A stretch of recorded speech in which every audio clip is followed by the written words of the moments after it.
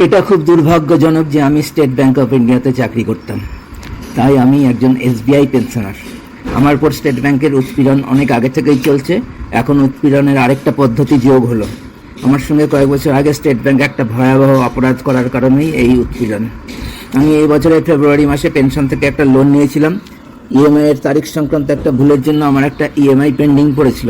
সেটা state bank আমার pension থেকে রিকভারি করে নিয়েছে। আজকের তারিখে অর্থাৎ 31শে মে 2024-এ আমার ইএমআই জুন মাস পর্যন্ত দেওয়া আছে। অর্থাৎ আমার পরের ইএমআই দিতে হবে বা ব্যাংকের পাওনা হবে জুলাই মাসে।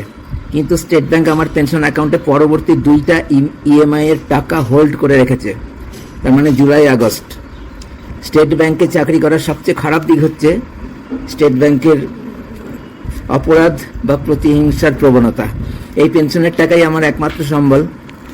লোনের ইএমআই কেটে নিয়ে লোন অ্যাকাউন্টে পেনশনের দিন অটো ডেবিট করার জন্য এসআই সেট করা আছে, তাও আমার ক্ষেত্রে 2টা ইএমআই এর টাকা হোল্ড করে রাখলো। তার মানে পরের মাসের পেনশন থেকে আমি টাকা তুলতে পারবো না, কারণ এসআই থাকার ফলে একটা ইএমআই এর টাকা অটোমেটিক কাটবে এবং 2টা ইএমআই হোল্ড করে রাখা আছে। তার মানে 3টা ইএমআই এর টাকা আমার জন্য ব্লক করে রাখা হচ্ছে।